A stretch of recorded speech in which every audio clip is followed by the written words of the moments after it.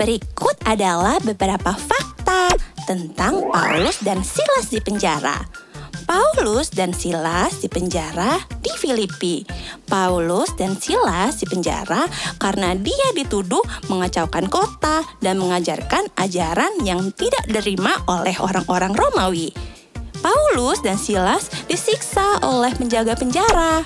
Paulus dan Silas berdoa, memuji Tuhan lewat nyanyian dan pujian di tengah malam. Lalu terjadi gempa bumi yang hebat di penjara tersebut hingga runtuh dan terlepaslah belenggu mereka. Penjaga penjara mengira para tahanan telah kabur. Paulus dan Silas mengajarkan Injil kepada penjaga itu dan keluarganya. Dan malam itu, penjaga tersebut dan keluarganya menerima dan percaya dengan Tuhan Yesus. Keesokan harinya, para pemimpin kota membebaskan Paulus dan Silas. Lalu Paulus dan Silas pergi dari tempat itu ke kota lain untuk memberitakan Injil kebenaran Tuhan. Mau tahu lebih banyak lagi tentang apa yang terjadi dengan Paulus dan Silas? Makanya kita ikuti ibadah ini dari awal sampai akhir dengan sungguh-sungguh. God bless you teman-teman. Shalom teman-teman, bertemu dengan aku Stefani. Masih di tahun bangkit jadi teranglah. Yuk kita siapkan hati kita untuk menyembah dan memuliakan nama Tuhan. Sebelum kita mulai, aku mau ajak kalian untuk berdoa. Lipat tangannya, tutup matanya. Tuhan Yesus, hari ini kami beribadah ya Tuhan. Kau berkati kami ibadah hari ini, pertama, pertengahan, sampai akhir. Dalam nama Tuhan Yesus kami mengucap syukur. Haleluya, amin. Let's praise and worship.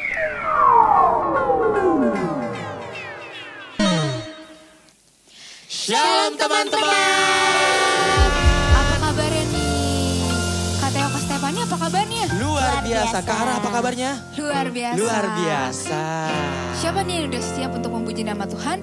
Yuk adik-adik yang udah siap, kita bangkit berdiri. Kita mau menyanyikan lagu Kau 1, 2, 3. Let's go. Gerakin badannya ya. Mana senyumannya? Kasih sikap yang terbaik untuk Tuhan Yesus. Kita memuji menyembah Tuhan. Haleluya. Kau 1 penuh kasih, 2 penuh hikmat, 3 penuh kuasa. Kau mulia, kau ada waktu suka, ada waktu duka. Kau setia dan selalu bersamaku. Kau membuatku tersenyum, membuatku tertawa, membuatku bahagia. Yesus, Kaulah sahabat, selalu hadir setiap saat. Hatiku bergembira bersamamu Yesusku. Kanan kiri ke depan, mari semua bergoyang, menari bergembira, sukacitaku dalam Yesus. Kita nyanyi lagunya dari awal ya. Yes.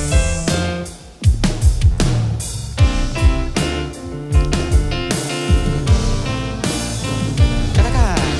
Kau 1 penuh kasih, 2 penuh hikmat, 3 penuh kuasa. Kau mulia, kau ada waktu suka, ada waktu duka. Kau setia dan selalu bersamaku. Kau membuatku tersenyum, membuatku tertawa, membuatku bahagia. Yesus, Kaulah sahabat, selalu hadir setiap saat. Hatiku bergembira bersamamu Yesusku.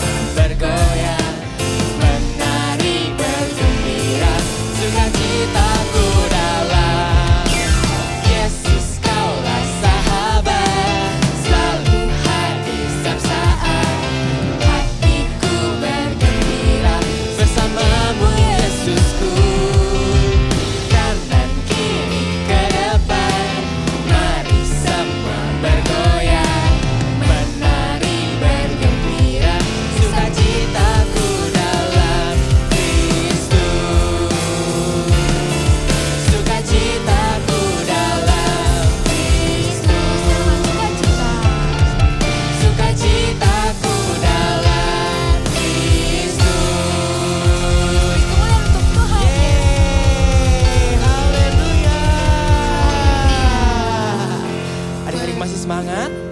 Haleluya. Silahkan kembali duduk dalam hadirat Tuhan Yesus. Mari kita siapkan hati kita. Kita mau mendengarkan firman Tuhan. Tapi sebelum itu kita mau naikkan pujian penyembahan dulu di hadapan Tuhan Yesus. Yang berikan sikap yang terbaik untuk Tuhan Yesus. Sikap hati kita berikan yang terbaik adik-adik. Jangan ada yang bercanda, jangan ada yang main-main. Berikan sikap yang terbaik untuk Tuhan Yesus. Kita sama-sama di tempat ini. Dengan sungguh-sungguh ingin menaikkan pujian penyembahan ini ya Tuhan Yesus. Biarlah Tuhan yang selalu tinggal dalam hati kita. Hadirat yang memenuhi setiap kita. Mari kita naikkan pujian ini dengan sungguh-sungguh. Haleluya. Kau yang termanis, ku ingin dekat padamu. Yes, amin. Katakan kau yang terindah. Haleluya. Kau yang terindah, kasih-Mu tiada batasnya.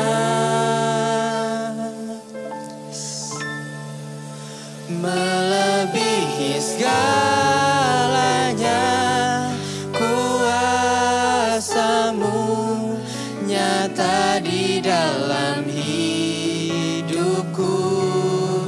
Melebihi segalanya, kuasa-Mu menjaga hidupku selalu.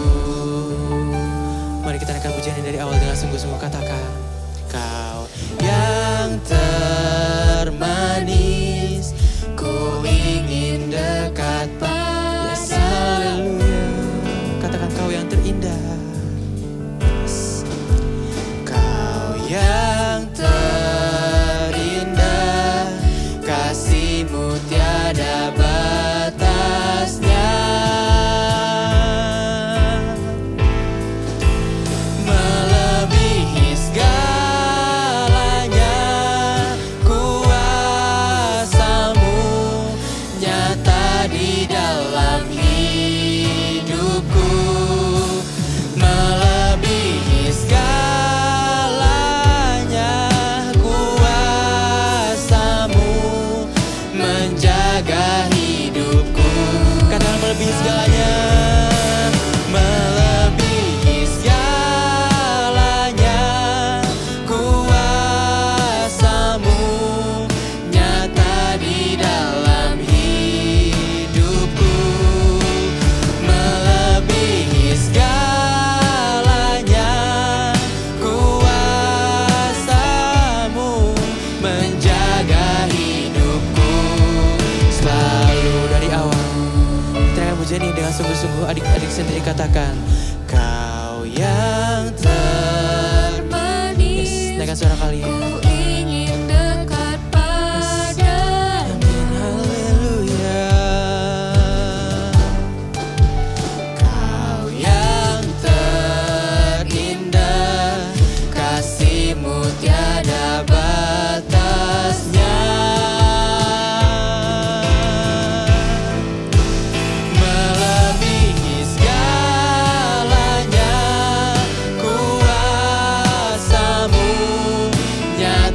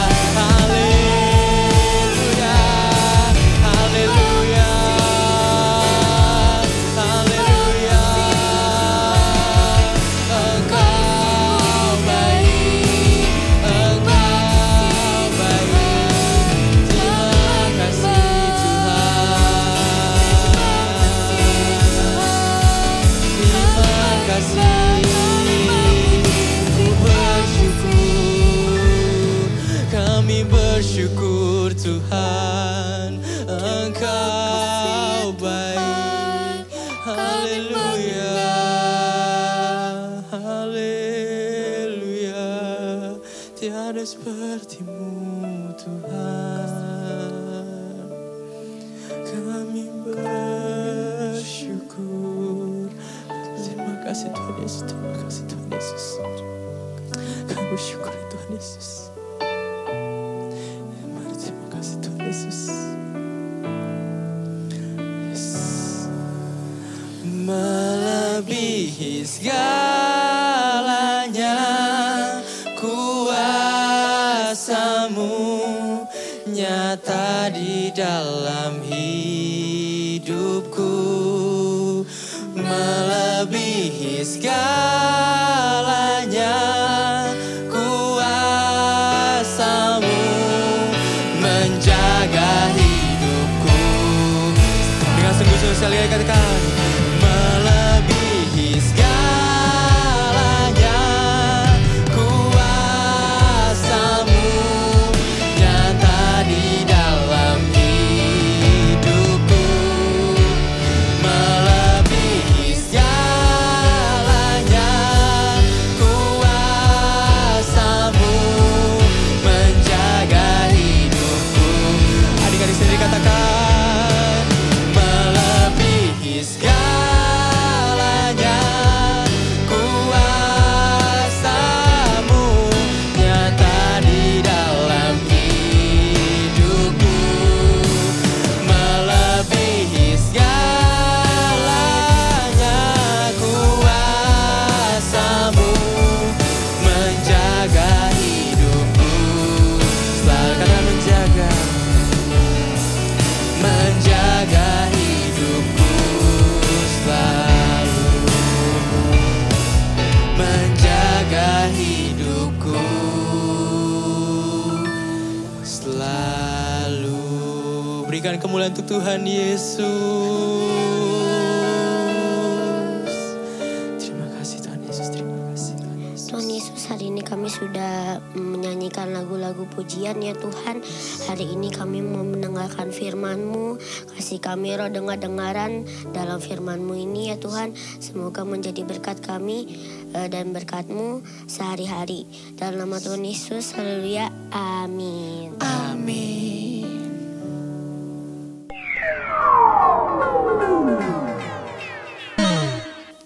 Shalom adik-adik, apa kabarnya hari ini? Luar biasa, kakak doakan semuanya luar biasa dalam kondisi sehat tanpa kurang suatu apapun ya.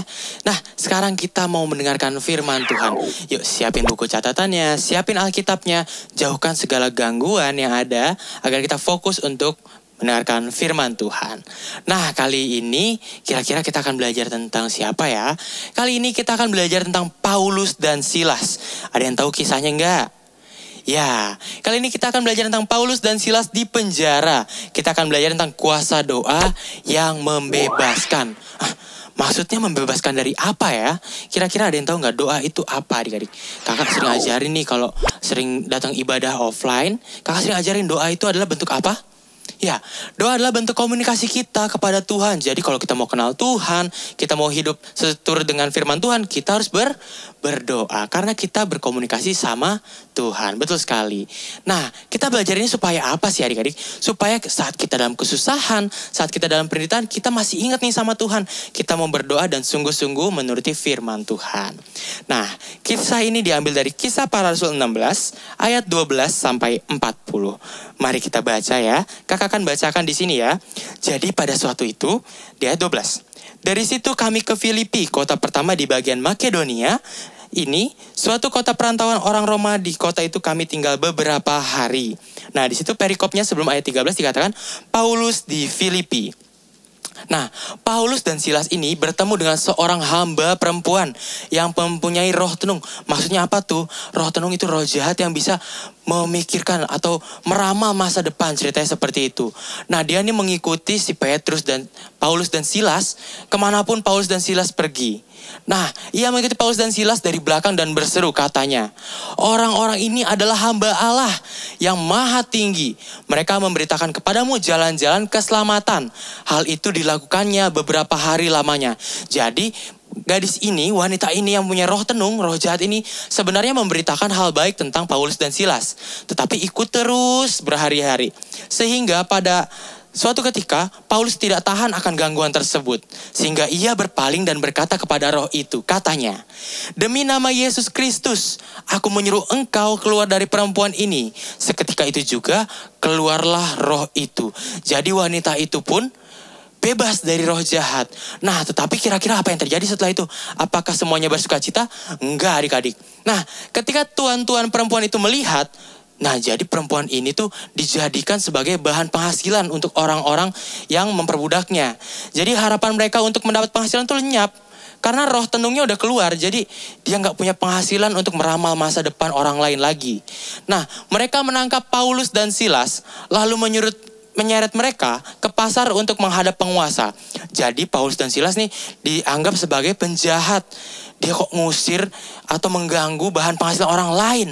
Nah, pada saat itu setelah mereka dibawa keduanya menghadap para pembesar-pembesar kota atau penguasa-penguasa, berkatalah mereka, katanya, orang-orang ini maksudnya siapa? Paulus dan Silas mengacau kota kita. Karena mereka orang Yahudi dan mereka mengajarkan adat istiadat yang kita sebagai orang Rom tidak boleh menerimanya atau menurutinya. Nah, juga banyak orang yang daerah situ menentang mereka nih, menentang adanya Paulus dan Silas. Lalu apa yang dilakukan oleh para pembesar-pembesar kota setelah mendengar demo seperti itu? Pembesar-pembesar kota itu menyuruh mereka mengoyakkan pakaian dari tubuh mereka dan mendera mereka. Setelah itu apa yang terjadi ya? Apakah mereka dibebaskan setelah dipukuli, didera? Apa yang terjadi? Nah, selanjutnya betul sekali. Mereka masuk dalam penjara. Setelah mereka berkali-kali didera, mereka dilemparkan ke dalam penjara. Kepala penjara diperintahkan untuk menjaga mereka dengan sungguh-sungguh. Jadi pada zaman itu, kepala penjara ini bertanggung jawab penuh kepada setiap tahanan yang ada di penjara. Nah, sesuai dengan perintah itu, kepala penjara memasukkan mereka ke ruang penjara yang paling tengah dan membelenggu kaki mereka dalam pasungan yang kuat. Jadi, Paulus dan Silas dipastikan gak bakal bisa kabur nih adik-adik. Nah, tetapi apa yang terjadi kira-kira nih saat kita dalam pencobaan, saat kita dalam tantangan, apa yang kita lakukan adik-adik? Kira-kira kita ngeluh gak ya? Kira-kira kita menggerutu gak ya? Nah, tetapi kira-kira pada tengah malam, Paulus dan Silas apa yang mereka lakukan? Ya, betul sekali. Mereka berdoa dan menyanyikan puji-pujian kepada Allah dan orang-orang hukuman lain mendengarkan mereka. Jadi pada tengah malam, Paulus dan Silas ini malah berdoa dan memuji nama Tuhan. Mereka membuat seluruh penjara ini bersuka cita mendengarkan dari kisah-kisah doa-doa dan juga puji-pujian yang dinaikkan oleh Paulus dan Silas. Nah, pada saat itu juga terjadilah gempa bumi yang hebat sehingga sendi-sendi penjara itu goyah. Jadi penjaranya goyah dan runtuh karena gempa bumi. Karena apa? Karena doa-doa yang dinaikkan, puji-pujian yang dinaikkan oleh Paulus dan Silas. Seketika itu juga apa yang terjadi? Terbukalah semua pintu dan terlepaslah semua belenggu mereka. Tapi kira-kira apakah cuma bagian Paulus dan Silas aja? Enggak adik-adik, seluruh penjara akhirnya terbebas. Pintunya terbuka, terbelenggunya terbuka, semuanya terbebas dari penjara. Nah, tapi kira-kira apa yang terjadi ya? Kepala penjara melihat semuanya itu, dia kaget, terjaga dari tidurnya. Lalu apa yang dilakukan kepala penjara? Ya, kepala penjaranya ingin menghunus dirinya sendiri. Karena apa? Tadi kakak bilang kan, kepala penjara memiliki tanggung jawab penuh atas tahanan-tahanannya. Jadi kalau tahanan-tahanan yang ada itu, yang menurut tanggung jawabnya kabur, kira-kira apa yang terjadi? Ya, betul sekali. Nanti kepala penjaranya akan dihukum mati. Sehingga tidak bisa hidup lagi dan juga tidak bertanggung jawab atas apa yang dia perbuat. Dia bertanggung jawab atas tahanan-tahanannya jika tahanannya kabur. Nah, ketika kepala penjara ini ingin menghunus dirinya sendiri, kemudian Paulus berkata dengan suara nyaring katanya, jangan celakakan dirimu, sebab kami semuanya masih di sini. Nah, kata siapa itu? Kata Paulus, katanya, jangan celakakan dirimu, wahai si penjaga penjara. Karena mereka semua tahanan-tahanan masih ada di situ. Nggak kabur kok, nggak kemana-mana. Kepala penjara itu menyuruh membawa suluh, lalu berlari masuk dengan gemetar. Tersungkurlah ia di depan Paulus dan Silas. Ia mengantar mereka keluar sambil berkata, Tuan, apakah yang harus aku perbuat supaya aku selamat? Jadi kepala penjara ini masih ketakutan ya adik-adik. Nah, jawab mereka. Jawab siapa? Paulus dan Silas. Percayalah kepada Tuhan Yesus Kristus. Kepada siapa? Ya, betul sekali. Kepada Yesus Kristus. Dan engkau akan selamat, engkau dan seisi rumahmu. Lalu mereka memberitakan firman Tuhan kepadanya dan kepada semua orang yang ada di rumahnya. Nah, jadi dari kisah ini, kakak mau kasih 2 poin penting nih kepada adik-adik nih.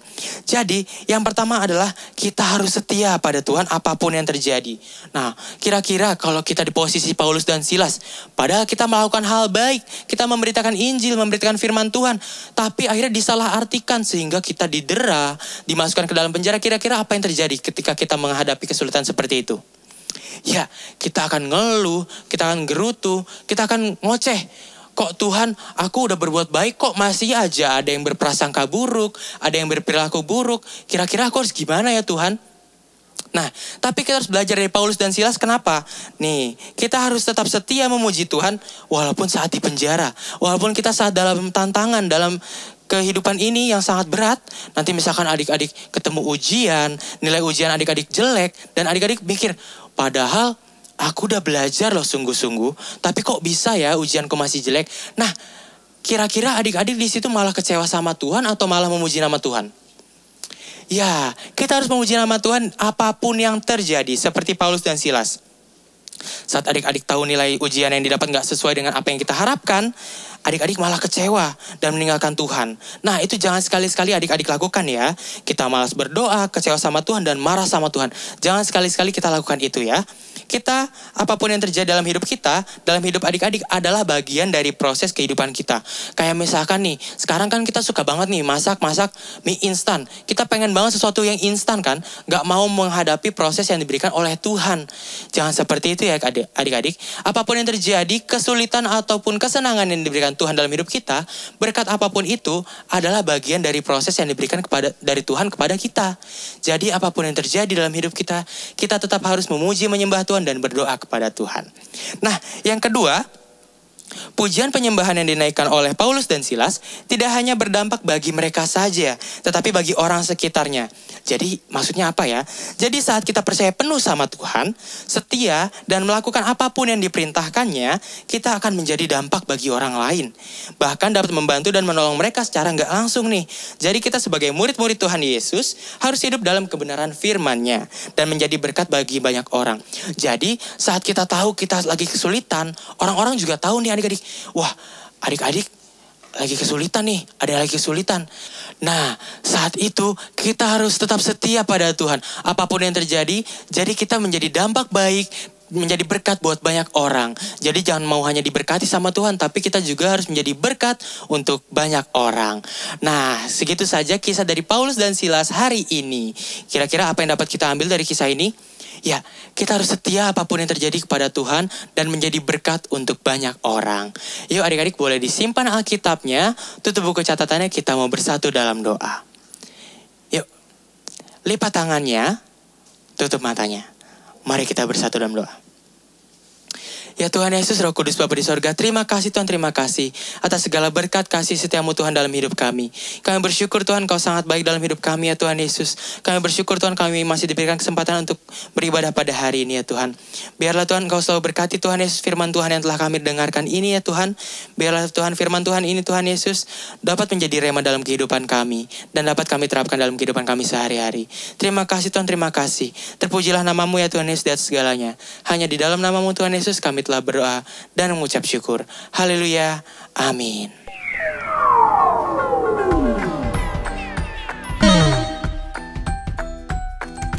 Rasul 14 ayat 3b, dan Tuhan menguatkan berita tentang kasih karunia-Nya dengan mengaruniakan kuasa untuk mengadakan tanda-tanda dan mukjizat-mukjizat.